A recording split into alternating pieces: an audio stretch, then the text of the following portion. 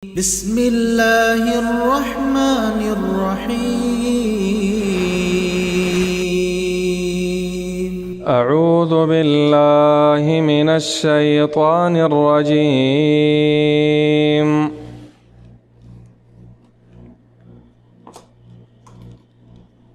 أفمن يعلم أنما أنزل إليك من ربك الحق كمن هو أعمى إنما يتذكر أولو الألباب الذين يوفون بعهد الله ولا ينقضون الميثاق والذين يصلون ما أمر الله به أن يوصل ويخشون ربهم ويخافون سوء الحساب والذين صبروا ابتغاء وجه ربهم وأقاموا الصلاة وأنفقوا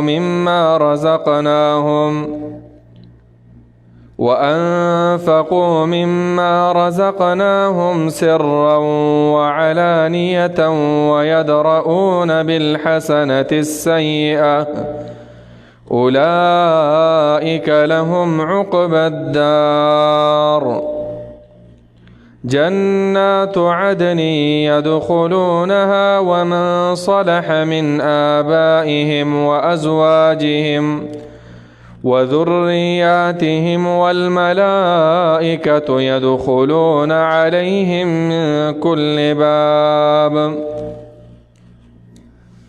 سورة الرعد دیارلسم اسپارا آیات نمبر 19 په دې آیات کې الله رب العالمین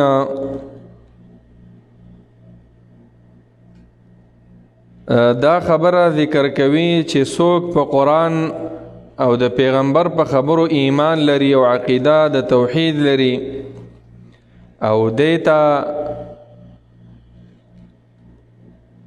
عالم هم ویل کېږي او دا چې د بنا هم دی او څوک چې د دې قرآن نه خبره دی په خپل پیغمبر باندې ایمان نه راوړي په الله ایمان نه لري مشرک دی نو دا اعما دی. نو الله فرمایي چې آیا دا دواړه برابر دي مسلمان او کافر ړوند او بینا؟ جواب هم دا دی چې دا دواړه برابر نه دي.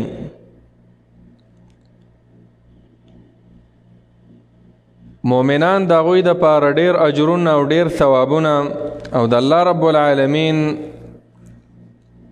د طرفه د هغوی د پاره ډېرې ښکلې ښکلې مهمان نوازۍ مېلمستوبونه دي. نزولا ورته قرآن کې ویلی شي او بیا الله تعالی ورپسې آیتونو کې د مؤمنانو او د حق پرستو لس صفات ذکر کوي. نو سوچ پکار دی چې دا مونږ کې شته او که نشته. فرمای رب العالمین افمن يعلم انما انزل اليك من ربك الحق ایا هغه څوک چې پوهیږي په دې خبره باندې انما انزل بشکا هغه قرآن چې نازل کړی شوی دی الیک تا ته ای پیغمبره من ربک د طرفه د ربستانه افمن يعلم آیا پس هغه څوک چې پوهیږي یا یقین لري انما په دې خبره چې بشکا انزل الیک ما انزل الیک هغه کتاب هغه قرآن چې نازل کړی شوی دی تا ته من ربک د طرفه د ربستانه ای پیغمبره الحق رښتینی کتاب دی حق دی. د چا چې یقین وي چې دا کتاب حق دی او دا علم هم وي کمن آیا دا پشان د هغه چا دی هو اعما چې هغه ړوند وي د حق نه قبل وي نه حق پیژني. آیا دا دواړه برابر دي؟ جواب په خپل باندې ښکارا دی چې نه چیرته نه دی برابر. نو الله فرمای انما یتذکر اولو الالباب، یقینا پند اخلی پا دی قرآن سرا، نصیحت قبلوی د دی قرآن نا اولو الالباب د خاوندان د عقل والا، خاوندان د صفا عقل والا. لب اصل کې ویل کېږي خالص عقل. څوک چې د قرآن نه عبرت واخلي، د قرآن د درسونو نه خوند واخلي او په هغې عمل وکړي، اصلي عقلمن هغه دی هوښیار سړی. قرآن د اصطلاحاتو د سوچ کوي. نن سبا خو خلک چې چا ډېر تعلیم وي دنیوي، هغه ته عقلمن وي، علماو ته خلک بې عقله وي، خو الله عقلمن دی علماو ته ویلي چې څوک په قرآن پوهېږي د قرآن نه درس اخلي. نو اوس رب العالمین لس صفات بیانوي د دغه عقلمندو خلکو، د دغه خلکو چې صفا عقل والا دي، حق پرست خلک دي. د حق پرستو خلکو، د حق پرستو انسانانو لس علامی الله بیانی. اول دا دی الذین یوفون بعهد الله، دا هغه کسان دی یوفونا چې پوره کوي بعهد الله لوز د الله تعالی. یوفون معنا وفا کوي په عهد الله باندې. الله چې ته کوم عهد او لوز اخیستی چې تاسو به شریک نه جوړوي الله سره، نو دوی هم شریکان نه جوړوي. الله ته دا لوز اخیستی و، نو په خپل عهد باندې کلک ولاړ دي. د عهد نه مراد د توحید عقیده د قرآن مطابق او د حدیث مطابق او د الله امرونه منل، د الله چې څه نه منع کړي د هغې نه ځان بچ کول. ولا ينقضون الميثاق، وفا کوي په عهد د الله تعالی، په لوز د الله تعالی. دویم صفت دا دی چې نه ماتوي المیثاق، مضبوط لوز لرا، پوخ لوز لرا. الله چې د کوم عهد اخیستی دی هغه نه ماتوي. دې ته سلبي صفت وایي، کول او نه کول. دین هم د دوو خبرو نه جوړ دی، وکړه دا کار، مه کوه دا کار. اقیم الصلاة، منځ وکړه، بالماضي مه کوه. روژه ونیسه، روژه مه خوره. په عهد پوروالی وکړه، عهد مه ماتوه. بل صفت دغه حق پرستو دا دی والذین یصلون ما امر الله به ان یوصل. والذین دا حق پرست هغه خلق دی یصلون ما امر الله، چې پیوسته کوي ما امر الله، هغه څه چې الله تعالی امر کړی دی به په هغې باندې ان یوصل، د پیوستوالی. الله چې د څه امر کړی چې دا پیوسته کوي نو پیوسته کوي. پیوستوالی نه مراد یا خدا دې د خپل خپلوانو سره صله رحمی کول. شریعت په دې باندې ډېر زور ورکړی.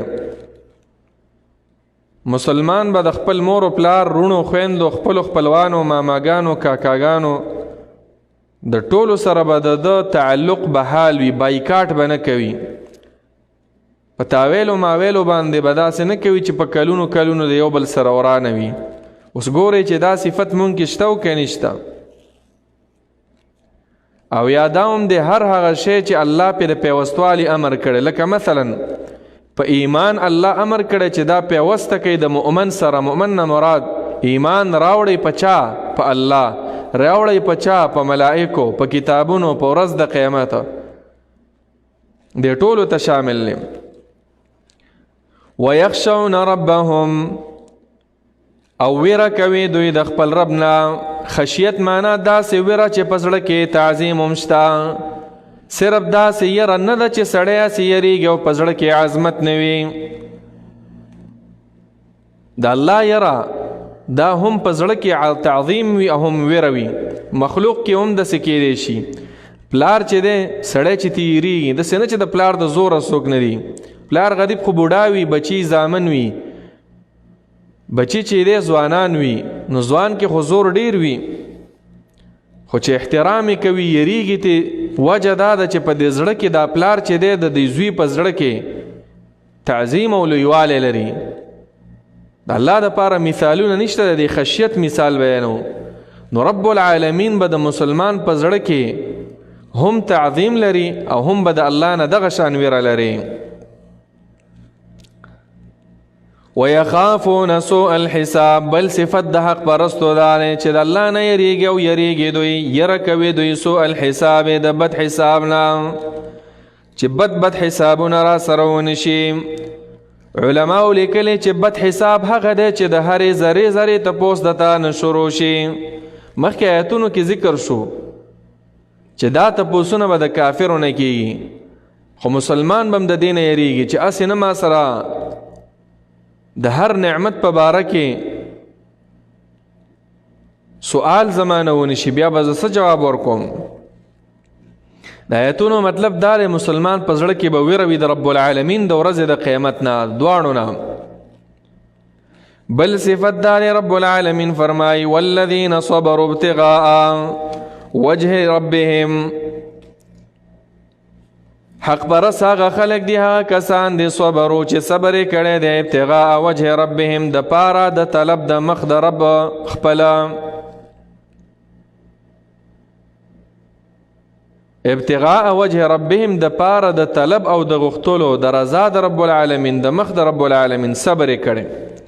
صبر درې وانو قسمونو ته، ګناه نه صبر کړی ځان را ټینګوي، ګناه نه کوي، وسې کېږي خو ګناه نه کوي. ولې؟ د الله د رضا په خاطر ګناه پرېږدي. په نیکو اعمالو باندې صبر کوي، نیک عمل هم ګران دی که نه. ولې صبر کوي؟ ولې منځونه کوي؟ ولې روژې نیسي، زکاتونه ورکوي؟ د الله د وجې نه. که مصیبتونه پې راشي، بیمارۍ راشي، جزع پزع فریادونه نه کوي، صبر کوي.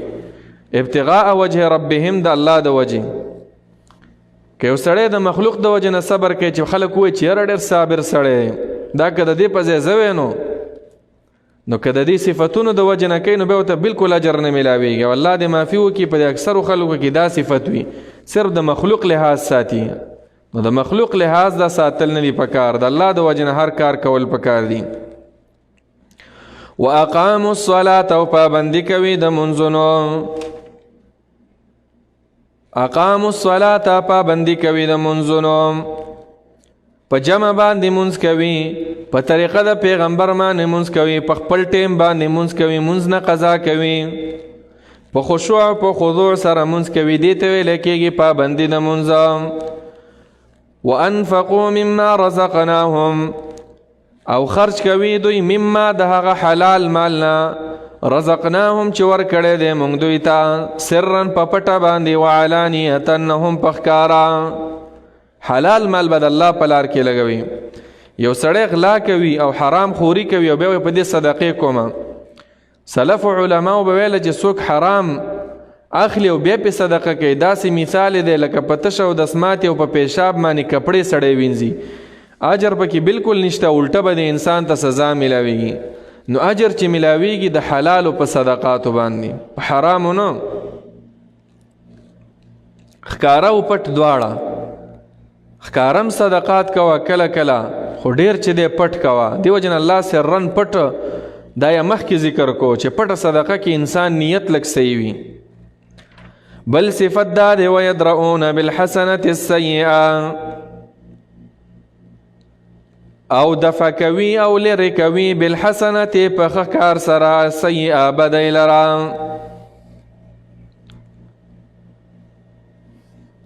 شرک او بدعات بد صفتونه دي، دا لرې کوي د توحید د عقیدې او د سنت سره په مینه باندې. او دا هم دی چې څوک ورسره بد وکړي بد اخلاقي جواب په ښه اخلاقو ورکوي. دا د مسلمان صفت د صبر کوه. او دا هم دی چې سړی د ګناه وکړي او د هغې نه وروسته توبه وباسي، چې توبه دې ویسته الله رب العالمین دې معاف کوي. یا ګناه وکړي د ګناه نه وروسته نیک اعمال وکړي. پیغمبر هم داسې ویلي واتبع السیئة الحسنه، ګناه درنه کېدله فورا هغې پسې نیکي کوه. ولې؟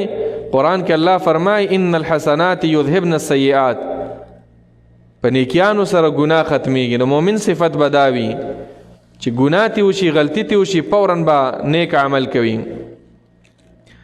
نو دې صفتونو والا رب العالمین فرمایي اولئک دغه کسان تا ته مې مخاطب اوریدونکي د قرآن لهم شته د دوی دپاره عقبى الدار هغه ښه انجام عقبى الدار هغه ښه انجام د کور رستنی دار نه مراد هغه کور د آخرت الله رب العالمین به ورله ښایسته انجام او ښایسته بدلې ورکي چې هغه څه شی دی جنتونه دي الله خپل تفصیل په دې بل آیات کې بیانوي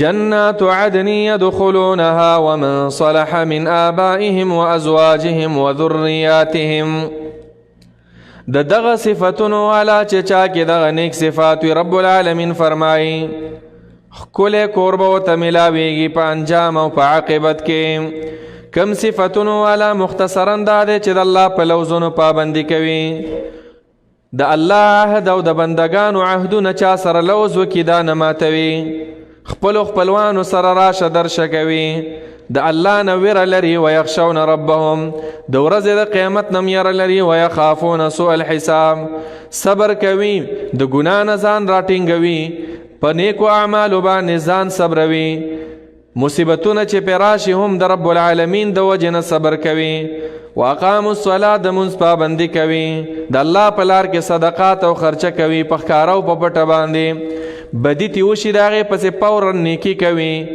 نو داسې خلک چې دي دوی دپاره عقبى الدار ښه انجام د هغه کور رستنی دی چې هغه آخرت دی کم دی الله فرمایي جنات عدن هغه جنتونه دي د همیشه اوسېدلو همیشوالي نه مراد چې همیشه به کې انسان اوسېږي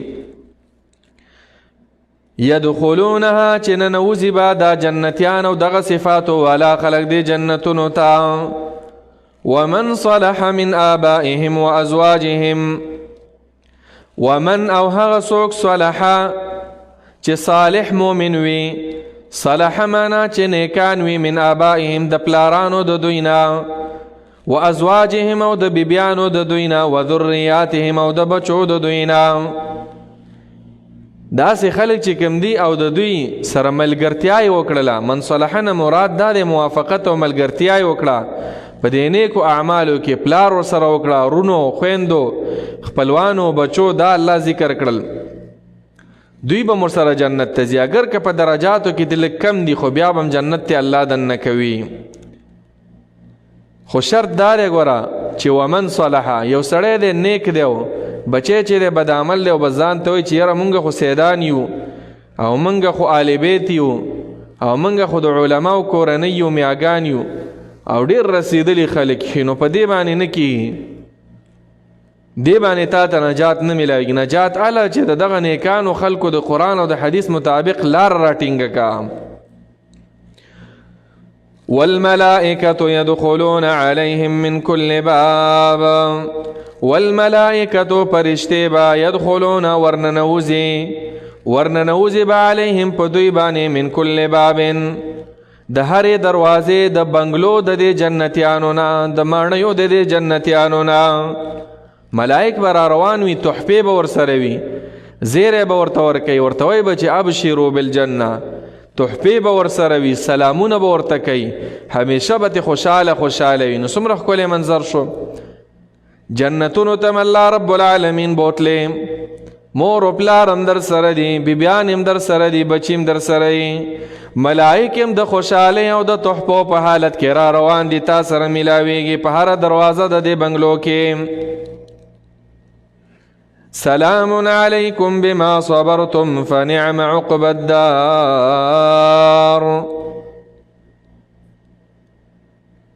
دا ملائک چې را روان وي دوی به سلامونه کوي وای به دا ملائک د جنتیانو ته سلام سلامتیا دی وي سلام دی وي علیکم په تاسو باندې دا ولی تاسو ته دا جنتونه ملاو شو دا نعمتونه ملاو شو الله بیانوي بما صبرتم په سبب د دې چې تاسو صبر کو په دنیا کې په تکلیفونو صبر کو په یخنۍ کې به مودسونه کول منځونه په ګرمۍ کې به روژې نیولې د خپل مال نه به څه حصه د الله دپاره لګوله که د بره نه به مصیبت راغې په هغې باندې به صبر کو جزع پسې به نه کولې نو نن په تاسو سلامتیا ملائک به ورباندې سلامونه اچوي.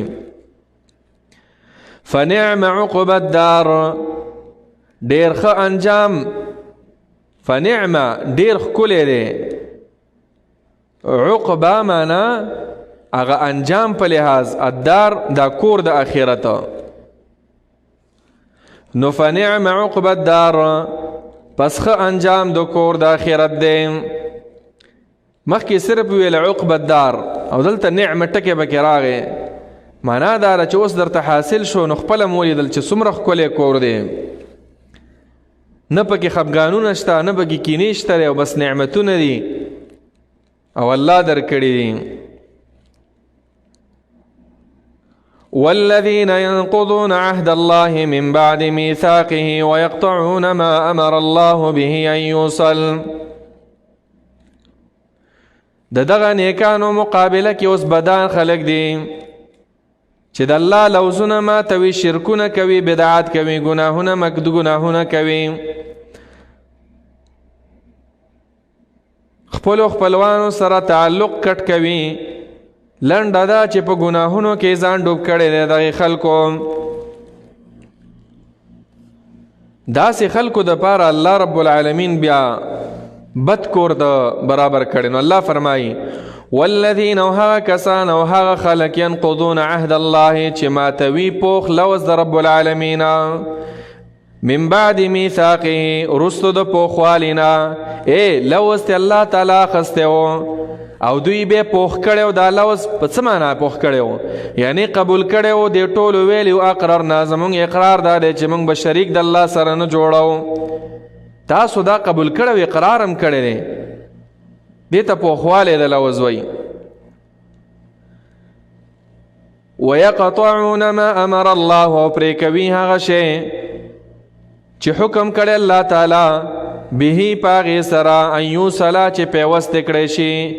یعنی الله حکم کړی چې خپلوانو سره خپلولي پیوسته کوي تاسو او دې کټ کوي. الله حکم کړی چې ایمان راوړی په قرآن باندې، ایمان او دا قرآن سره ټچ کوي تاسو، ایمان راوړی په ملائکو باندې دا ټچ کوي یو بل سره پیوسته کوي. او دوی وایي چې مونږ ایمان نه په الله راوړو، نه په قرآن راوړو، نه په کتابونو، نه په پیغمبرانو، نه په ورځ د قیامت.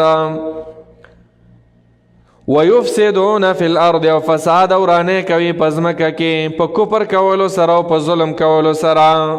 فساد فی الارض خلقو تم تکلیف رسوي، او معنوي فساد دا دی چې کفرونه کوي، ظلمونه کوي، شرکونه کوي، گناهونه کوي. نو الله وی اولئک دغه کسان تا ته ویم ای اوریدونکي د قرآن، لهم اللعنة خاص د دوی د پاره به وي اللعنة لعنت دی، شته دی دغې خلکو د پاره لعنت. لعنت نه مراد لرې والی د رحمت د الله تعالی نه. علماء لیکلي مراد تېنه په دنیا کې به هم الله عذابونه ورکوي، دنیوي عذابونه یې د خلکو د پاره. مخکې جنت ذکر شو چې د دې خلکو د پاره جنت دی، چا د پاره؟ نیکانو د پاره. دې آیات کې ذکر شو چې د بدانو د پاره لعنت دی، یا دنیا عذاب، یا د الله د رحم نه لرې والی، او یا د آخرت عذابونه. ولهم اوشته دوی د پاره سوء الدار بد عاقبت او بد انجام، الدار د کور د آخرت چې غور دی. سوء الدار د دوی د پاره بد کور دی، او مخکې ذکر شو چې نیکانو خلکو د پاره ښکلی کور دی. الله يبسط الرزق لمن يشاء ويقدر وفرحوا بالحياة الدنيا. الله يبسط الرزق د دې ځای د مخکې سره مناسبت هم دا دی چې هسې انسان ذهن ته دا سوال راځي چې په دې خلکو لعنتونه دي، دا رزقونه الله ولې ورکوي؟ د پراخه رزقونه د کافرو له ورکړي. الله رب العالمین فرمایي چې دا رزق ورکول دا د الله د محبت علامه نه ده. الله امتحانا چاله رزق ډېر ورکوي، کله مسلمان له ډېر رزق ورکوي، کله کافر له ورکوي.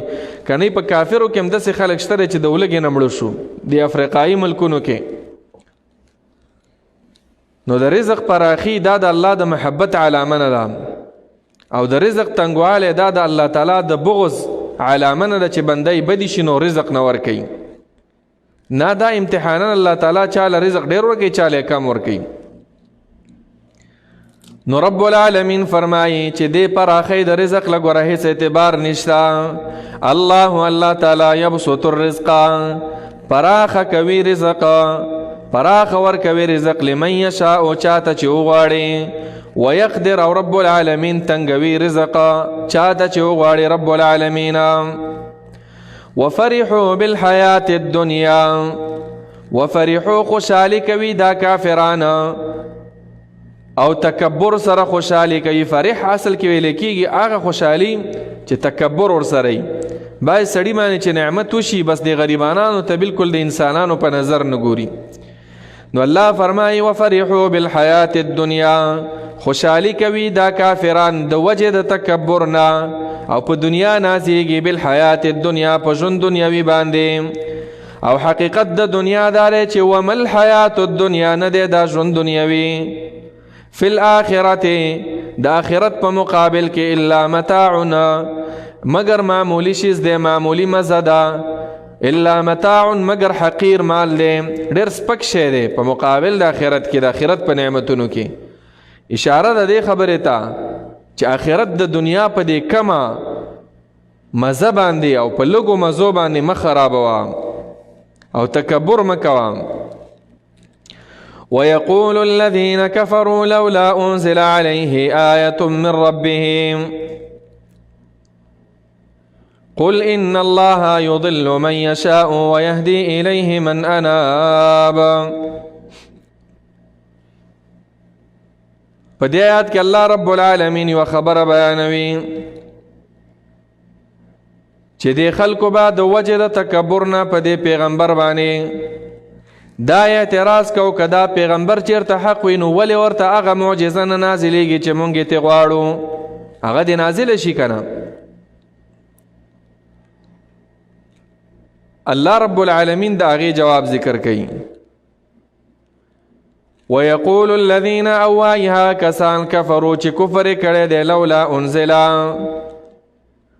ولې نه دا رالیږلی شوي، ولې نه دا راښکته شوي علیه په دې پیغمبر باندې، یا ولې نه نازلیږي په دې پیغمبر باندې آیت هغه معجزه چې هغه مونږ غواړو من ربه د طرفه د رب د دوی نه د رب د ده نه. پرون بیان شو سوره اسراء کې د دې ذکر راغلی 90 نمبر آیات کې چې دوی ویله چې مونږ له په دې مکه کې اوبه روانې کا او دا غرونه د دې ځای لرې کا او د سرو زرو کور دې ستا شي.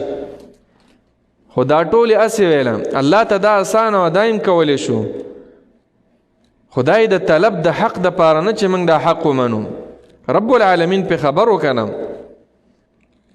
بعض آیتونو کې تصریح او صراحت راغلی چې دوی ایمان نه راوړي کنه. ان الذين كفروا سواء عليهم انذرتهم ام لم تنذرهم لا يؤمنون. دا عنادی او ضدین کافران دي. قل ان الله يضل من يشاء. الله تعالی جواب ذکر کوي ورته وایه پیغمبره لکه څنګه چې دا گمراه کول او هدایت کول چاته دا د الله په اختیار کې دي، زما اختیار کې نشته.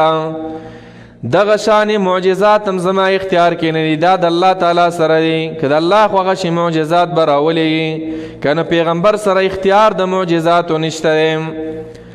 قل ورته ووایه ان الله یقینا الله تعالی یضل من یشاء گمراه کوي چا لره چې وغواړي، ویهدي او هدایت کوي په سمه لار باندې روانوي الیه خپل طرف ته من اناب هغه څوک چې الله رب العالمین ته ورګرځي انابت پکې وي. اناب دا د زړه صفت دی، په زړه کې د چا رجوع وي هغه ته الله هدایت کوي. په زړه کې چې د تکبر او خشوع پکې نه وه، عاجزي نه وه، تقوا نه وه، نو دا هدایت هم څه معمولی نعمت نه دی، دار چاته به نه ملاوي. الذين آمنوا وتطمئن قلوبهم بذكر الله ألا بذكر الله تطمئن القلوب. په دې آیات کې زیره د مؤمنانو ته هغه کسان الذين الله فرمایي هغه کسان آمنو چې ایمان راوړی دی، ایمان راوړی دی. د الذین علماء لیکلی دي چې دا شرح د دغه خلکو د من اناب چې څوک الله ته ورګرځي دا څوک دي الذين کسان دي آمنو چې ایمان راوړې وتطمئن قلوبهم او آرام اخلي او آرامیږي تسلی اخلي مطمئن کېږي قلوبهم زړونه د دوی بذکر الله په ذکر د الله تعالی سره په یادولو د الله تعالی سره ایمان والا زړونه د الله په ذکر باندې مطمئن کېږي په قرآن باندې د قرآن په اورېدو د الله په یادولو باندې یا مطلب دا هم دی چې د الله د طرفه دلیل ورته بیان شي چې قرآن کې راغلی حدیث کې راغلی دي فوراً بس د په زړه مطمئن شي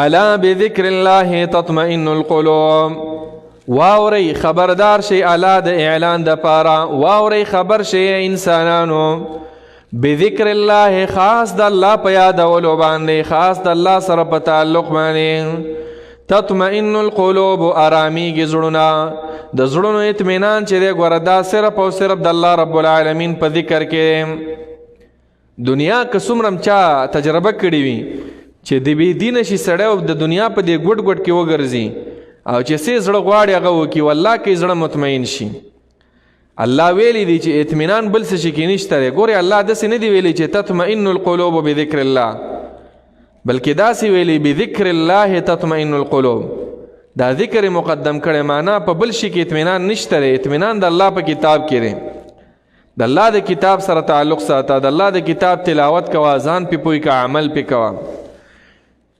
شاعرم وی نہ دنیا سے نہ دولت سے نہ گھر آباد کرنے سے تسلی دل کو ہوتی ہے اللہ کو یاد کرنے سے دنیا کی اطمینان نشتا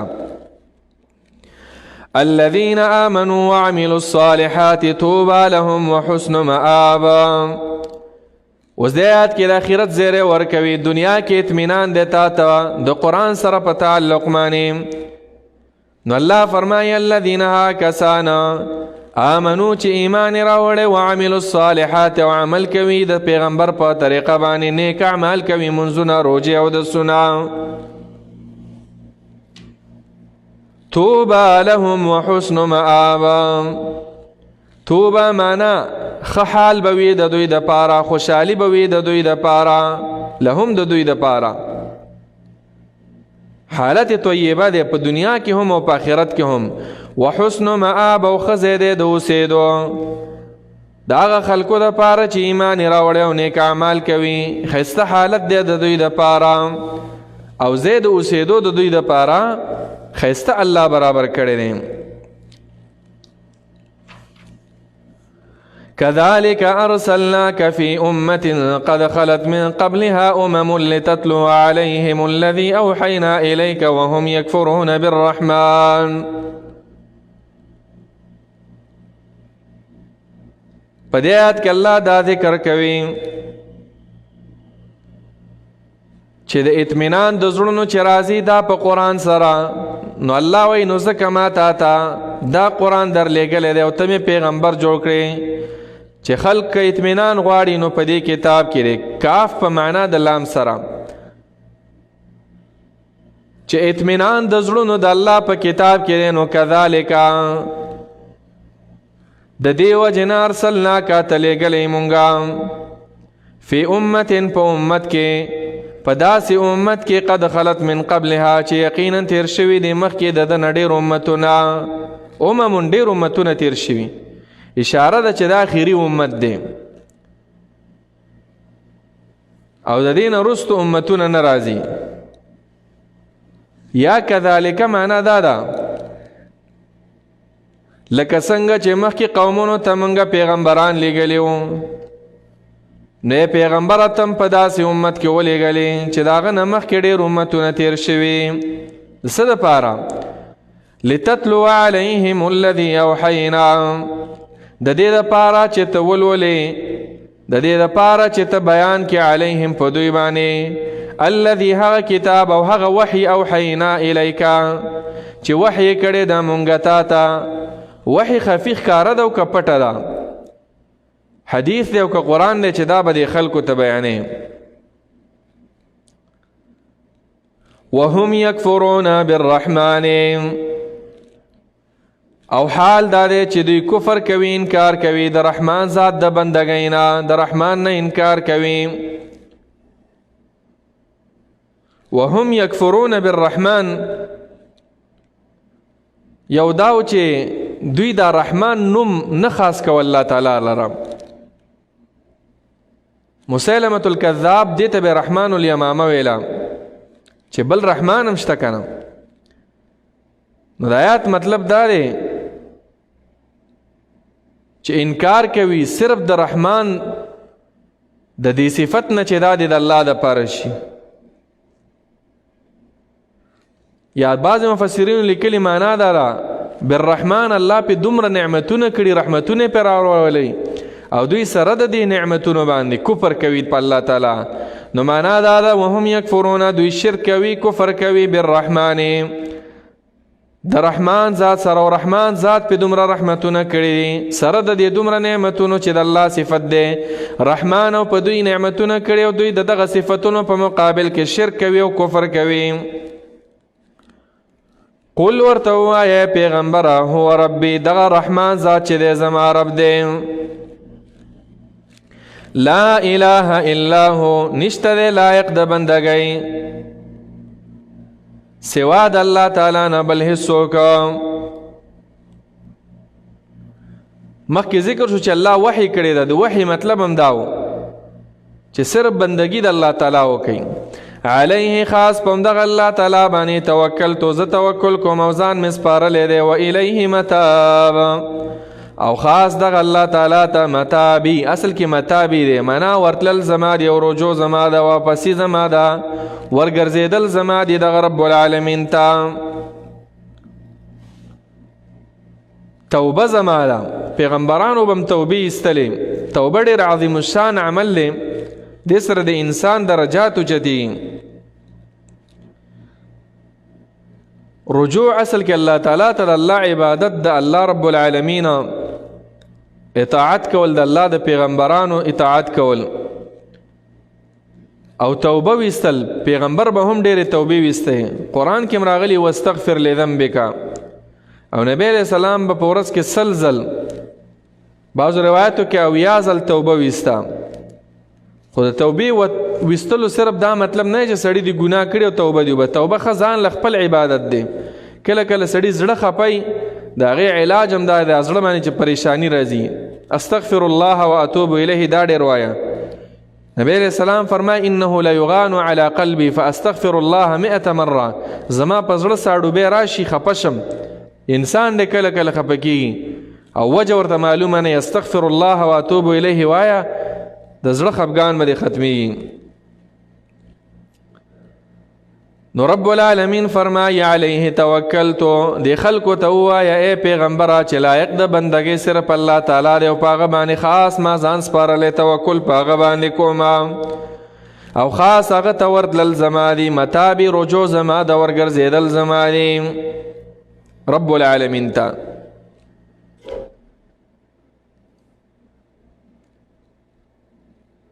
ولو أن قرآنا صيرت به الجبال أو قطعت به الأرض أو كلم به الموتى.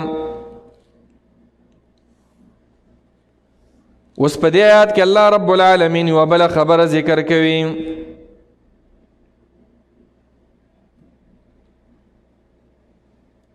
چې دې مشرکانو د مکې به دا ویله چې دا غرونه د دې ځای نه لرې که دا ځمکه سوری کا، چینې ترې راوباسه، مړي راژوندي که چې موږ څه خبرې وکړي.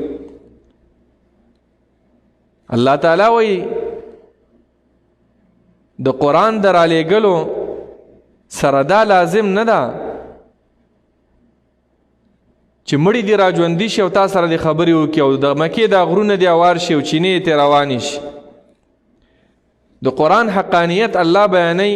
یا داسې ګورئ ولو ان قرآنا کچیری یو قرآن وی په عالم کې په دې دنیا کې قرآن نه مراد صرف داسې کتاب چې لوستلی کېدی، سیرت به الجبال چې روانېدلې په لوستلو د هغې باندې، په سبب د لوستلو د هغې باندې الجبال غرونه چې بوتلی شوې، او قطعت به الارض او یا څیرېدلې ټوټې ټوټې کولی شوې په هغې باندې ځمکه معنا چې اوبه ترې راوځي یا مراد تېنه سفر خطه کولی شوې په هغې باندې سفر مسافه او کلم به الموتا او یا خبرې کېدی شوې په سبب د هغې الموتا د مړو سره یا په خبرو راوستی شوې هغه مړي نو که داسې کتاب وی نو لکان هذا القرآن هغه هم دا کتاب وی خو چونکې د قرآن د نزول سره دا لازم نه ده چې خامخا داسې کارونه دي وشي الله دا کولی شي خو ستاسو دا مطالبې غلطي دي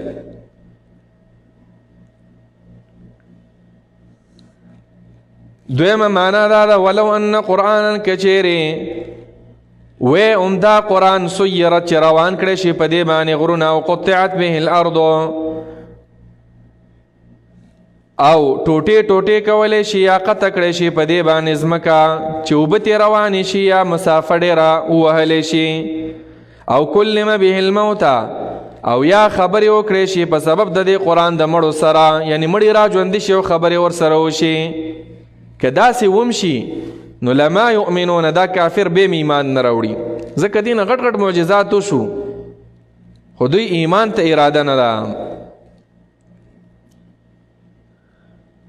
بل لله الامر جميعا بلکې خاص الله تعالی لره دی الامر جميعا ټول اختیار الله تعالی لره دی الامر اختیار جميعا ټول یعنی معنا دا معجزات چې راځي دا د الله خوښه ده کله رالیږي کله نه رالیږي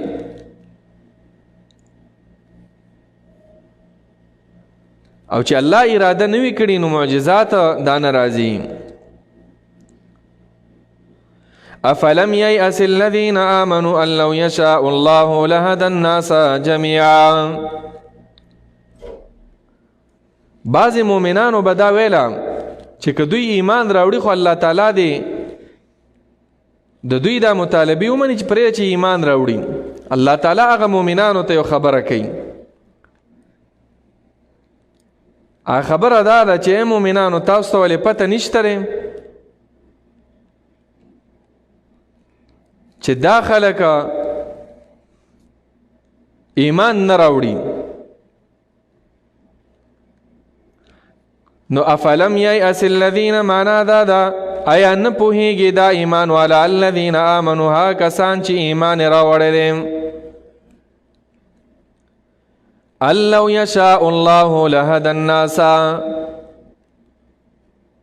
نه پوهیږي دا ایمان والا په دې چې لو یشاء الله کو غوښته وی الله تعالی لهدى الناس جميعا نو هدایت به کړی وی ټولو خلکو ته بغیر د نازلېدو د معجزاتو هدایت کول د الله تعالی په لاس کې دي دا په معجزاتو سره تړلې نه ده که دا معجزات وي او که نه وي هدایت کوونکی ذات هغه الله تعالی دی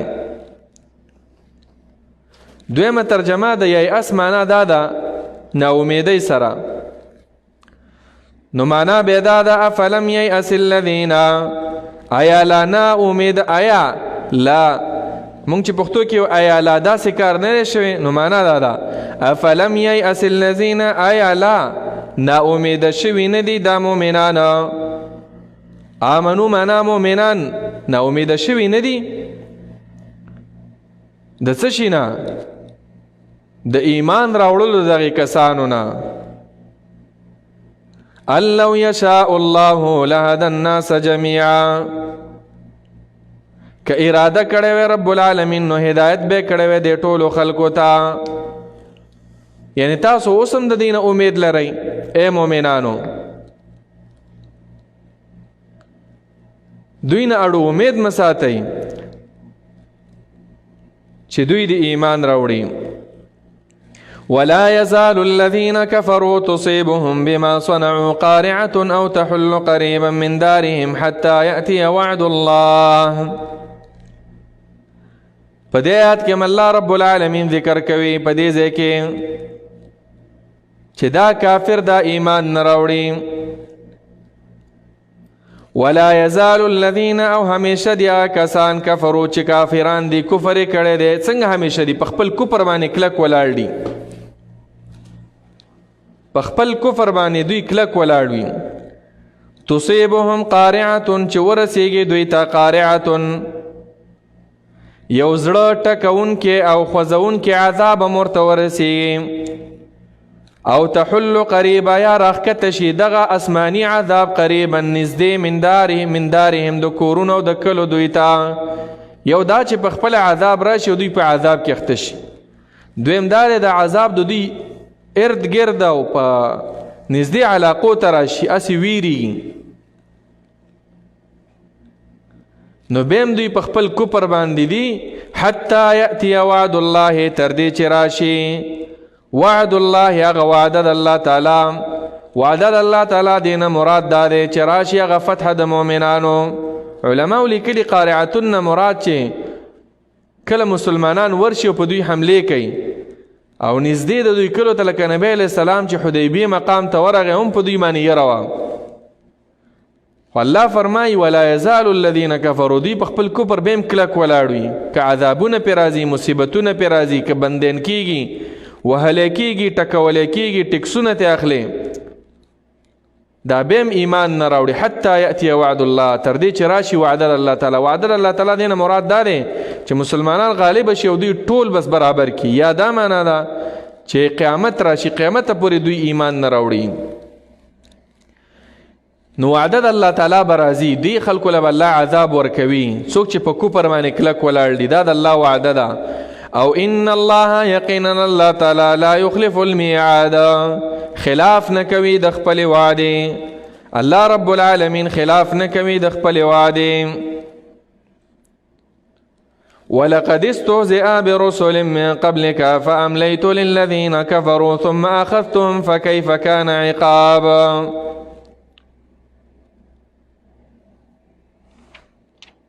په دې آیات کې الله رب العالمین حقیقت د مشرکانو ذکر کوي د مشرکانو چې دا مطالبه د پیغمبر نه کولې دا ټول د استهزاء او د ملنډو په وجه خندا به پسې کو ځکه ته نری دسې وکړه ادب او احترام د وجه نه کنه الله تعالی د دین غټ غټ معجزات دنیا ته را لېږلي موسی علیه السلام معجزې ته وګوره چې سمندر داسې ودرو دیوالونه پکې نه وو تاسو ودرېږئ لارې پکې وشي ځای وچ شو خلک ورتیر شو وسنی عقل او د دومره د ټکنالوژۍ د ترقۍ سره دا عقل مني چې بغیر د آلاتو دی اوبه داسې ودرېږي الله کړي دي داسې د مئی په خېټه کې یونس علیه السلام څومره ایثار کړی دا عقل مني خو الله تعالی ناممکن کارونه کوي د اور په منځ کې ابراهیم علیه السلام ته نجات ورکو دا عقل مني چې په اور کې سړی ورواچي او په هغه دې داسې وي لکه ایسي چې ورته لګېدلی وي یخه یا نارو کونی بردن ورته الله حکم وکړو چې یخ شه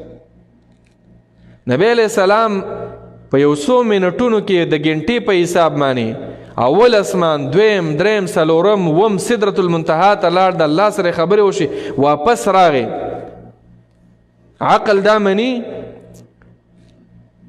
د انسان عقل نه مني خو الله ته دا ناممکن چې دا ممکن وي د غټ غټ کارونه رب العالمین کړي خو دوی ایمان نه راوړي او دا مطالبه به د استهزاء د وجه نه کول الله فرمایي د پیغمبر ته مخه پکېږه چې دوی ملنډې کوي تا پسې تا نه مخکې پیغمبرانو پسې کړي ما پې بیا عذابونه راولېږل ولقد استهزئ یقینا ټوقې کړی شوي وې برسل په پیغمبرانو ډېرو پیغمبرانو من قبلک مخکې ستانه لکه تا پورې چې دا خلک مسخرې کوي ای پیغمبره مخه پکېږه فاملیت للذین نو پس مهلت ورکړی ما هغه کسانو ته کفرو چې کفر یې کړی ماوله مهلت ورکو پریخي مینو ثم اخذتهم بیا ما راونیول دوی لرا ناشنا ناشنا عذابونه مې ورله ورکړل اوس هم تاسو ورشئ دغه دیار د ثمود ګورئ کلي د ثمودیانو ګورئ د عادیانو ګورئ قوم د لوط علیه السلام باندې چې کوم عذاب راغلی و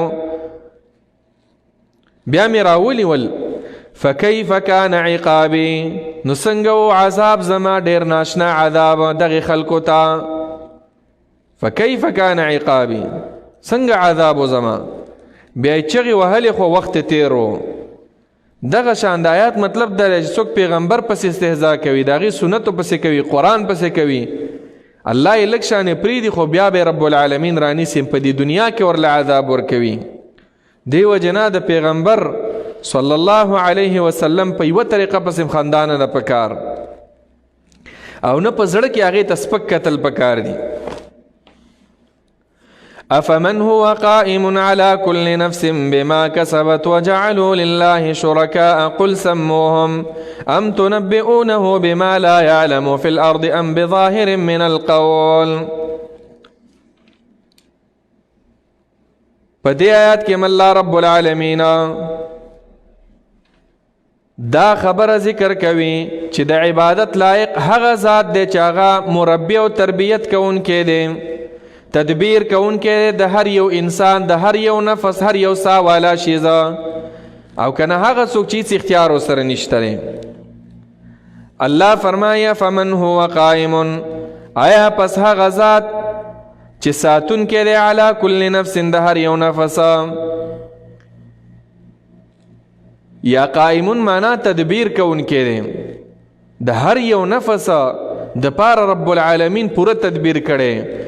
اول نطفوي بیا علقه شي بیا مضغه شي، نطفوي د پلار او د مور هغه اوبه وي په رحم کې، د هغې نه چې دی بیا د وینې یوه ټوکړه جوړه شي، بیا داسې انسان ته جوړیږي، پیدا کیږي، پیدا شي، ماشوم وي، ځوان شي، بوډا شي، د دې ټول د رزق بندوبست، د هوا بندوبست، د لیدلو بندوبست، د اورېدلو بندوبست، د ویلو بندوبست، د سوچ او د فکر بندوبست، د رفتار او د گفتار بندوبست، دا ټول چا کړي؟ دا رب العالمین کړي. بیا د دې انسان د حفاظت دپاره رب العالمین فرشتې را لېږلي، لکه مخکې آیات کې ذکر شو، له معقبات، دا ټول کارونه کړي.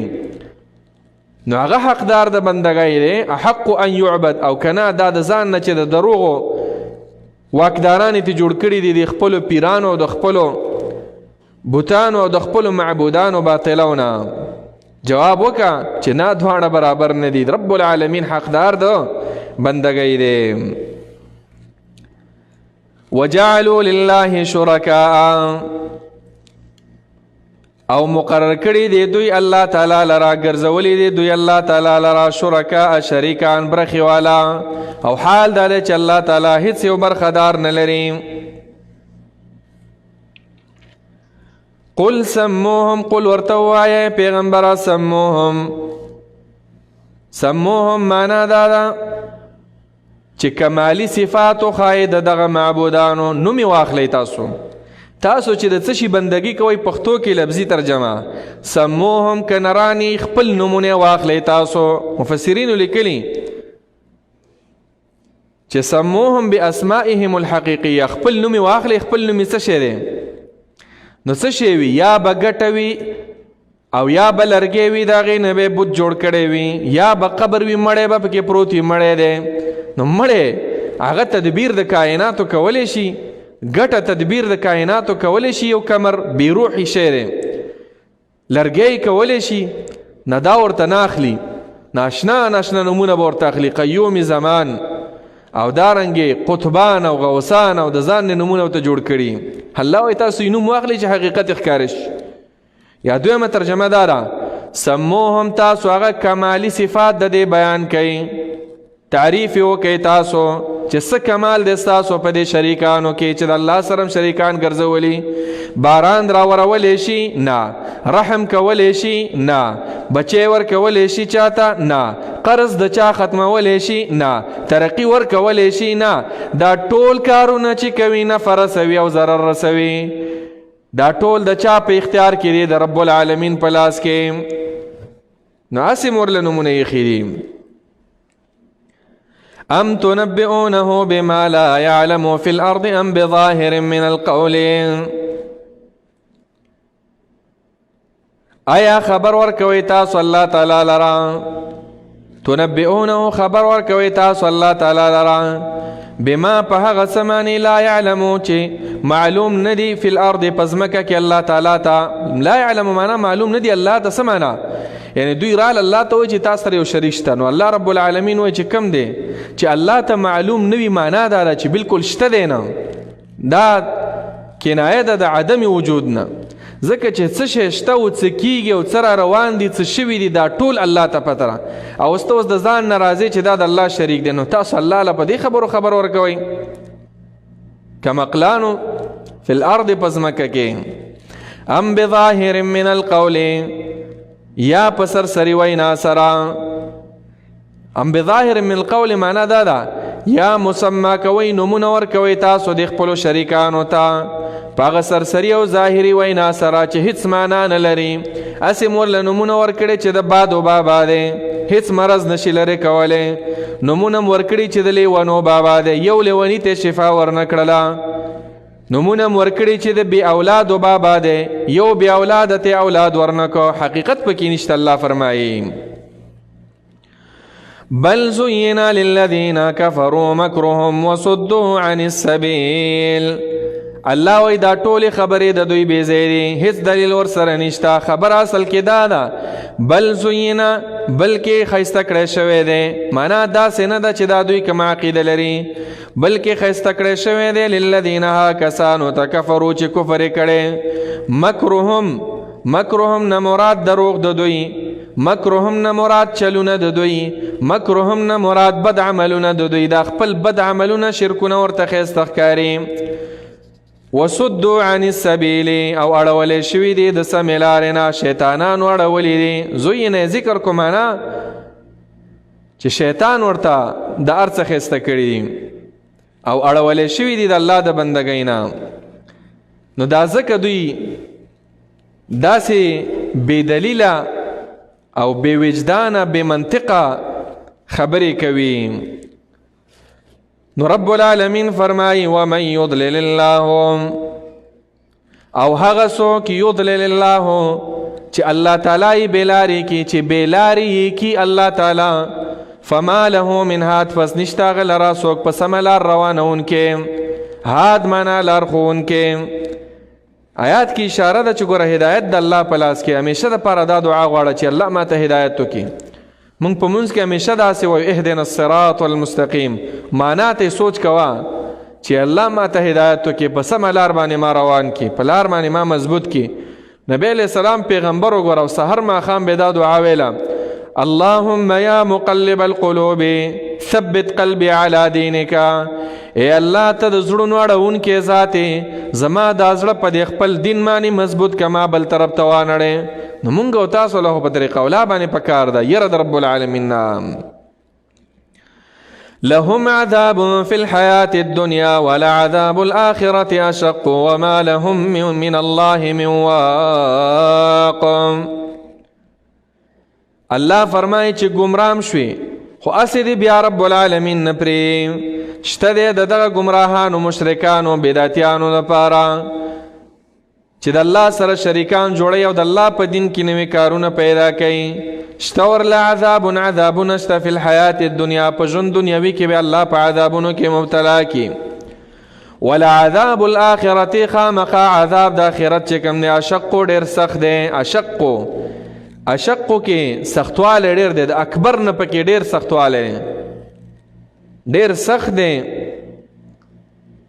په اعتبار د دنیا سره دنیا کې عذابونه راشي کویانو ته وغورځېږي بیماری نه راشي زلزلې راشي دا څومره سخت عذابونه دي خو د آخرت عذاب به د دې نه څو چنده هغه ډېر سخت دی او ډېر غټم دی او بیا داسې دی وما لهم من الله او نه به وي د دوی دپاره من الله د عذاب د الله تعالی نه من واقن څوک ساتونکی او بچ کوونکی هم نشته دی مخکې ذکر شو چې والن څوک د دوی دپاره بچ کوونکی نشته چې بیا ورسه امداد هم وکړي بعضې سې وي مصیبت نه دې بچ کړي بعضې ملګری بعضې مسلمان او بیا واپس ته لاس هم درکړي چې ته بیا راپورته شي او بعضې داسې وي چې صرف بچ دي کي لاروی سړی دی په لار روان دی ته مشکل کې اخته شوې تاله لار درکړي په ورځ د قیامت نه به ستاسه څوک مددګار وي او نه دې څوک بچ کوي مثل الجنة التي وعد المتقون تجري من تحتها الأنهار أكلها دائم د قرآن طریقه دا چې کله هغه د یری آیتونه بیان کې چې کافرو د پاره عذابونه دي نو بیا فورا هغه د مؤمنانو د پاره نعمتونه بیانوي مثل الجنة التي وعد المتقون، مثل معنا صفت دهغ جنت، بیان دهغ جنت، حال دهغ جنت، مثال دهغ جنت، ار ترجمه ور تعبیر چکے څنګه حال دی او څنګه صفت دی، لکه بیان راتو کې چې دا څنګه جنتون دی. الله فرمایي نو حال دهغه جنت او صفت دهغه جنتون التي هغه وعد المتقون چې وعده کړی شوی دا د متقیانو سره، معنا مؤمنانو سره. هغه خلک چې هغوی تقوادار وي، یریږي د الله تعالی نه، ګناهونه نه کوي، نیک اعمال کوي، فرضي عبادتونه کوي، د نفلي عبادتونو هم اهتمام کوي، کبائرو نه ځان ساتي، شرکونو ګناهونو نه، دې ته تقوا ویل کېږي. معلومه دا شوه چې جنت ته متقیان به ځي. څنګه جنتونه دی رب العالمین فرمایي په دې آیات کې تجري چې بهیږي با من تحتها، لاندې دغه جنتونو نه، معنا لاندې د بنګلو دغه جنتونو نه، الانهار نهرونه به بهیږي، څلور قسمه نهرونه به بهیږي. رسو براشي سوره محمد کې من عسل مصفن، د شهد او د ګبینو ښکلو، د شودو به وي تک سپین، او د اوبو به وي او د شرابو به وي، خو نشه به پکې نه وي. هسې دې منظر ته وګورئ چې بلډینګ دی او لاندې ښکلي اوبه بهیږي.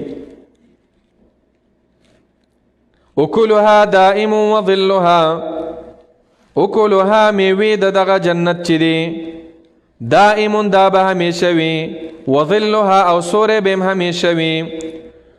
اکلها نه مراد خوندونه رنګونه دې ټولو ته شامل دی. دائمون کې اشاره ده چې د جنت نعمتونه نه ختمیږي، فنا په جنت باندې نه راځي.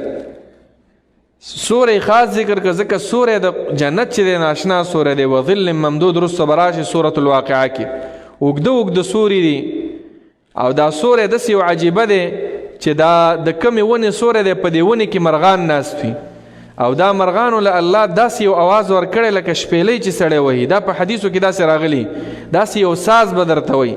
ښکلی سوری دی، مازدیګری دی، غمونه نشته دی، مصیبتونه نشته، ټینشن نشته، او په جنت کې ګرځه د الله ملاقاتونه دي، نعمتونه دي. الله یوه نقشه په دې آیات کې هغه ذکر کوي. دا د چا دپاره دی؟ تلک عقب الذین اتقوا. الله فرمایي دغه ښه انجام چې کوم دی دغه کسانو دپاره دی، هغه رستنی کور ښایسته انجام او ښه عاقبت. الذین ها کسانو دپاره اتقوا چې په دنیا کې ځانونه بچ ساتلی وي د ګناه نه. اتقوا معنا متقیان وي چې نیک اعمال کوي او د بدو اعمالو نه ځان ساتي. وعقب الکافرین النار، بیا الله ذکر کوي دې ته تقابل وي. د جنتیانو دپاره دا دی ښایسته کورونه دي، وعقب الکافرین، او انجام د کافرانو چې دی النار، ور د جهنم دی، په هغې کې به الله تعالی سوځي. والذین آتیناهم الکتاب یفرحون بما انزل الیک ومن الاحزاب من ینکر بعضه. په دې آیت کې الله ذکر کوي چې مؤمنان خلک چې دی په قرآن باندې خوشحالیږي، د قرآن درس ته چې ناست وي زړونه مطمئن وي. مخکې الله تعالی ذکر کړل، او بعضې په اهل کتابو کې هم داسې خلک شته چې خوشحالیږي د الله رب العالمین د کتاب په انزال او نازلېدو باندې. مصداق د دې صحابه کرام دي، امت د نبی علیه صلات وسلام دی، یا مخکني کتابیان بعضې خوشحالېدل. نو الله فرمایي والذین کسان آتیناهم الکتاب، چې مؤمنان ته مراد شي ترجمه به داسې کوئ، او هغه کسان چې ورکړی دی مونږ هغوی ته دا کامل کتاب قرآن. یفرحون خوشحالیږي د زړه نه بما انزل الیک، په هغه کتاب باندې چې نازل کړی شوی دی تا ته. مخکې هم تیر شوي. قل بفضل الله، ووایه پیغمبر ته، اے پیغمبر دی خلکو ته ووایه چې د الله په فضل او په رحمت باندې خوشحاله شي. فبذلک فلیفرحوا، او مراد د فضل نه عملته موږ ذکر کړو.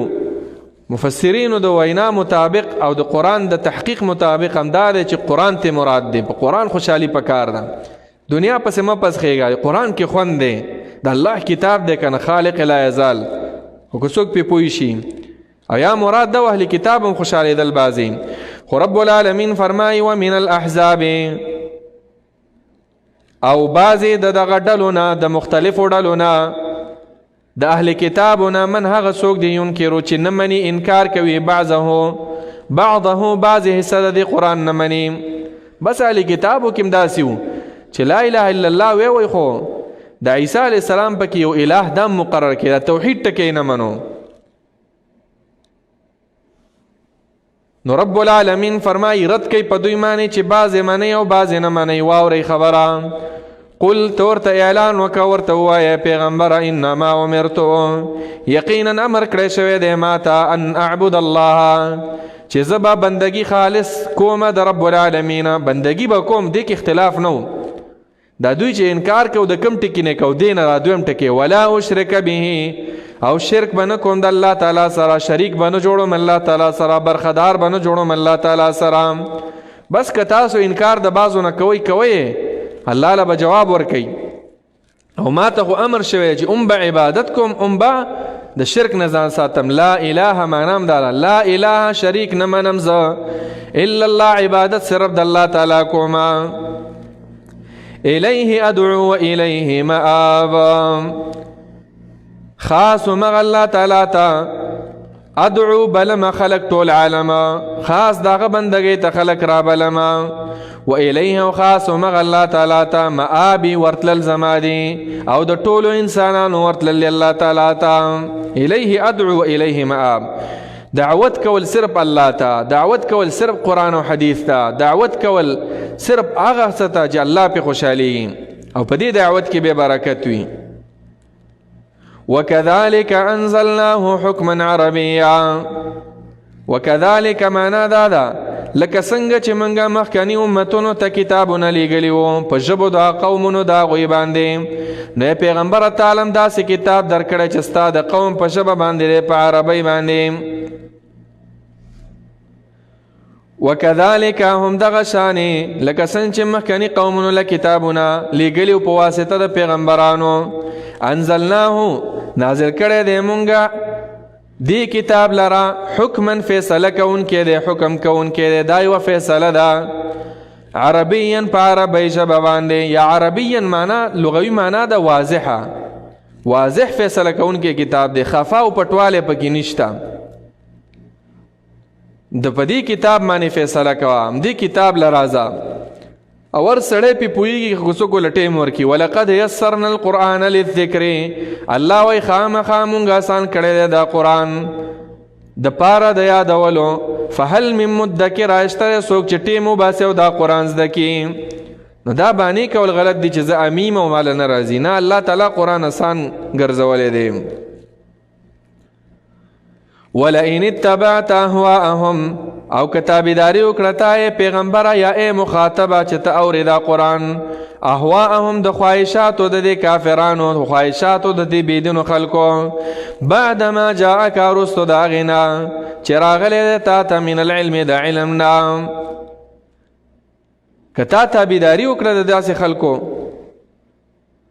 نو څه چل به وشي نو مالکا نبوي ستا د پاره من الله د الله د طرفه من ولي څوک دوست مددگار ولا واقع او نه بچ کوونکی. ولی هغې ته وایي چې مصیبت در باندې راشي بچم دی کې او مدد در سره وکړي او واقع معنا چې صرف بچ دی کې مدد در سره نه کوي. معنا دا ده که چیرې دې مسلمانانو د دې کافرو د خواهشاتو تابعداري وکړه خپل قرآن ته شا کړله قرآن له وخت ورنکو نو رب العالمین به په عذابونو کې مبتلا کی او به څوک مددگار بنوي به هاي ناتار کو کاری وای خو وخت به نه تیر وي. د دې وجنه قرآن له ټیم ورکول دا واجب دی فرض دی الله نازل کړی دا د دې لپاره دی لیدبروا آیاته. ولقد ارسلنا رسلا من قبلك وجعلنا لهم ازواجا وذريا. دی مشرکانو بویله چې مونږ دا پیغمبر ځکه نه منو چې دا انسان دی الله به فرشته را لېږلی وی نو مونږ به منلی وی. دویم بې دا اعتراض کو چې دا خو ښځه لري او بچي لري پیغمبر داسې پکاري چې نه ورسره ښځه یو نه بچي وي. او دریم بې دا اعتراض کو چې دا پیغمبر ولې هغه معجزه نه راوړي چې مونږ یې ترې غواړو. الله د دې ټولو جواب کوي ولقد ارسلنا رسلا یقینا مونږ لیږلي و نور پیغمبران مخکې د من قبلک مخکې ستانه پیغمبران لیږلي و معنا انسانان هم لیږلي و مخکې تیر شوم په دې صورت کې رجالا نارینه و وجعلنا لهم او ګرځولي مونږ هغوی دپاره پیدا کړی وې مونږ د هغوی دپاره ازواجا بیبیانې و ذریة او اولاده یعنی مخکې پیغمبران هم چې موږ را لېږلي دي اولاد مو بچي مو یعنی ته داسې ناشنا پیغمبر خو نه یې که نه چې دوی د دې نه اعتراض ته لاره ګوري او دریم دا د هر چې دوی هغه معجزه غواړي چې څه د دوی په ذهن کې ګرځي الله تعالی وایي چې د دې معجزاتو راتلل د الله په اختیار کې ده وما كان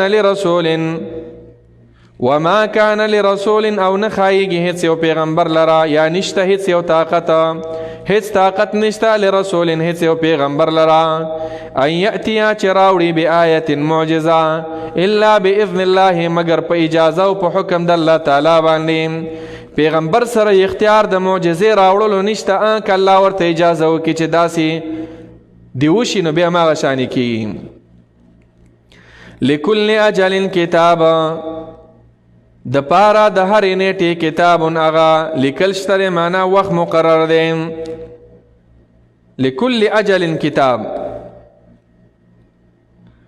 دا لکل اجل کتاب د دې دا معنا چې په موږ دی به عذاب راشي که نه نو الله تعالی وویله چې بس د عذاب د پاره م الله خپل ټیم مقرر کړی په مغه ټیم باندې به عذاب راځي هر شی الله تعالی لیکلی يمحو الله ما يشاء ويثبت وعنده الكتاب نو بیا به دوی ویله چې عذاب راځي زموږ د پاره او ټیم مقرر دی نو بیا د اسلام راوړلو څه فایده ده نو الله فرمایي فایده یې دا ده یمحو الله ورانوي الله تعالی ما یشاء هغه څه وغواړي یعنی کوم ګناهونه چې تاسو کړي دي او اسلام هم راوړو توبه هم ویست الله تعالی به دا ټول ګناهونه ستاسو رجسټر نه محوه کړي ويثبت او باقي پرېږدي رب العالمین څه چې وغواړي یمحو الله ما یشاء ويثبت په توبې سره الله تعالی ګناهونه محوه کوي که نه او بعضی همدغه شانتې ثابت پاتې کیږي بس د الله خوښه ده یعنی که تاسو توبه ویسته نو ستاسو هم دا کفر او شرک دا به الله تعالی محوه کي وعنده الکتاب او خاص داغه سره دی الکتاب یا اصل کتاب اصل د کتاب چې هغه لوح محفوظ دی اصل د هر کتاب چې باغی کې هر څه لیکل شوی دی وإما نرينك بعض الذي نعدهم أو نتوفينك فإنما عليك البلاغ وعلينا الحساب په دې آیاتونو کې الله رب العالمین تسلی ورکړي خپل پیغمبر ته چې اے پیغمبره په دې خلکو به عذاب راځي یا ستا په ژوند کې او یا ستا د ژوند نه پس ستا د وفات نه پس یعنی چې ته وفات شي خدا ضرور نه ده چې عذاب دې ته وویني یا پې ته خبر شي ستا ذمواري او ستا ډیوټي پیغمبره دا صرف دین رسوه که نه مني دا خلک د ځان سره زیتی کوي نو الله فرمایي وإما نرینک او که وښایو موږ تا ته پیغمبره بعض الذي بعضې د هغه عذابونو نه نعدهم چې وعده کوو موږ د دوی سره ستا په ژوند کې تا ته وښایو او بعضې عذابونه الله تعالی په دې کفار راوسته پیغمبر ته هم ښودل لکه ابو جهل وغیره چې د قلیب بدر د بدر په کوی کې ورغورځول او نتوفینک یا وفات کړو تعالی را او پس تا د وفات نه په دوی باندې عذابونه راولو نو د هغې سره ستا دعوت نه دی تړلی شوی چې خامخا عذاب دې پرې راشي نه فانما علیک البلاغ پس یقینا پتا باندې ستا په ذمه باندې ای پیغمبره البلاغ رسول د دې کتاب دی رسول د دین دی وعلينا او په موږ باندې الحساب حساب کول حساب نه مراد جزا ورکول دي د کافرانو ته او که چا نیک عمل کړو هغه له ښه بدله او که چا بد عمل کړو هغې دپاره بده بدله اولم يروا أننا نأتي الأرض ننقصها من أطرافها په دې آیات کې الله رب العالمین ویره د دنیا ورکوي چې ګوره مونږ کله کله کوم د عذابونه هم راځي خو دا خلک بیا هم عبرت نه اخلي او خپل شرک او ګناهونه هغه نه پرېږدي نو الله فرمای اولم يروا آیا دوی فکر نه کوي انا نأتي الارض چې رازو مونږه ځمکې ته، ځمکې نه مراد هغه ملک د دوی ته مونږ رازو په کوم ځای کې چې دوی اوسېږي دا کافرانه.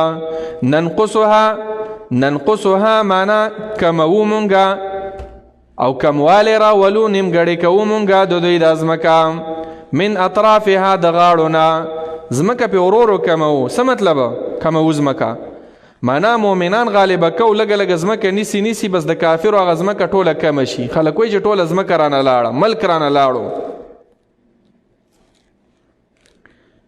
بعضې یو مطلب دام علماو ذکر کړی چې قحطونه راشي، سیلابونه راشي، میوجات د دوی ختم شي، نو ځمکه ختمه شوه چې فایده پکې نه وي، په هغه ځمکه کې تش په شګه کې خو څوک نه اوسېږي. خو د اول مطلب اکثر اهل علم راجح کړی. خو سوچ او فکر وکړئ، عبرت واخلئ تاسو. والله الله تعالی یحکم لا معقب لحکمه، الله تعالی فیصله کوي لا معقب لحکمه، نشته دی واپس کوونکې لحکمه فیصله د رب العالمین لره هیڅوک. الله چې فیصله وکړي په یو قوم د عذاب نازلولو، څوک د الله فیصله نشي واپس کولی. وهو سریع الحساب، او دغه الله تعالی ډیر زر حساب کوونکی دی، کافرو سره هم ډیر زر حساب وکړي. وقد مکر الذین من قبلهم فلله المکر جمیعا. آیات کې اشاره ده که ډېر چلونه او مکرونه وکړي او چې عذاب در باندې راځي نو بیا یې نشي په خپلو مکرونو په چلونو باندې دفع کولی. الله تعالی په دې چلونو کې ډېر تاثیر اچوي. نو فرمایي وقد مکر الذین، او یقینا مکرونه کړي دي ها کسانو من قبلهم چې مخکې د دوی نه وو. داسې مکرونه کوي لکه څنګه چې دا ستا په زمانه کې ای پیغمبره دا کافرانې کوي، او د خپل انبیاو سره به دغه شان چلونه کول. خو یاد وساتئ فلله المکر جمیعا، پس د الله تعالی اختیار کې دی د دوی مکرونه. فلله خاص د الله په اختیار کې دی. المکر مکرونه جمیعا ټوله، یعنی په دې چلونو کې او په مکر کې تاثیر اچون کې الله تعالی ته به چل جوړ کې هو کامیابیږي به نه. کامیابی او ناکامی دا بیا په اختیار د الله تعالی کې دی. الله خوښه شوه خو تاثیر به پکې واچوي، که نه نو بیا به ستا چلونه ټول ناکامي. دویمه ترجمه دا ده فلله خاص الله لره دی. المکر سزا او جزا د مکر جمیعا ټولو. تاسو خو چلونه کوئ، د دې چلونو سزاګانې او جزاګانې به الله تعالی بیا درکوي. یعلم ما تکسب کل نفس، پوهیږي رب العالمین، پوهه دی رب العالمین په هغه کارونو باندې چې کوي هر یو نفس، هر یو انسان، هر یو ساواله شیزه. ای انسان ستا یو عملم د رب العالمین نه پټ نه دی. وسيعلم الكفار، او زر دی چې پوی بشي دا کافران لمن چې چا لره دی عقبت دار، هغه ښه انجام دغه رستنی کور د کور د آخرت چې د چا دپاره دی. دوی به پوه شي، په خپلو سترګو به ویني چې کله دی جهنم ته ورغورځېږي. ويقول الذين كفروا لست مرسلا، کافرانو به دا پیغمبر ته په سپینو سترګو په بې دبۍ په شکل به ورته ویله چې ته غوړو پیغمبر نه. الله فرمایي پیغمبره په دې مه خفه کېږه، دوی دې قطعا دا ګواهي نه کوي ستا ضرورت نشته دی. د دوی ګواهۍ ته ضرورت نشته چې ته پیغمبر یې، بلکې الله ګواه دی چې ته پیغمبر یې. ملائکې ګواه دي چې ته پیغمبر یې، جبرائیل امین ګواه دی چې ته پیغمبر یې. څوک چې په قرآن او په کتاب باندې پوهیږي هغه ټول ګواه دي مسلمانان چې ته پیغمبر یې. نو هیڅ ضرورت نشته د دوی ګواهۍ ته. ويقول الذين وايها کسان کفروا چې کفر کړي لست مرسلا، چې نه ته رالېږلی شوی د الله د طرفه ته رسول نه. قل ورته ووایه ای پیغمبره کفا بالله شهیدا، کافی دی الله تعالی شهیدن گواه یا فیصله کوونکې بینی و بینکم، زما په منځ او ستاسو په منځ کې الله به فیصله کوي او گواهی به کوي رب العالمین. ومن او هغه څوک عنده چې داغه سره د علم الکتاب، علم د کتاب، من عنده علم الكتاب دینه مراد یا ټول مؤمنان دی په قرآن پوهیږي، او یا ومن عنده علم الكتاب دا واو قسمیه ده، یعنی قسم می دی په هغه ذات باندې چې دا غسرا علم د کتاب دی، یا مراد تینا جبرائیل امین دی. دغه زما د پاره گواهان دي کنه چې زه د الله پیغمبر یم. الله رب العالمین دې زمونږ او ستاسو شوق او رغبت مینه او محبت د قرآن سره پیدا کی، او رب العالمین دې په دې حق روجه کې مونږ او تاسو له دا توفیق راکړي چې دې قرآن تکینو، قرآن واورو، په قرآن باندې ځان پوهه کو، او رب العالمین دې مونږ په هغه انسانانو کې راولي چې هغوی جنت والا وي. الله دې مونږ د جهنم نه بچ کی، او رب العالمین دې زمونږ او ستاسو د ټولو روجې قبول کړي، نیک اعمال د بدو اعمالو نه دې رب العالمین مونږ او تاسو بچ اوساتي. آمین يا رب العالمين. وصلى الله وسلم على نبينا محمد وعلى آله وصحبه أجمعين.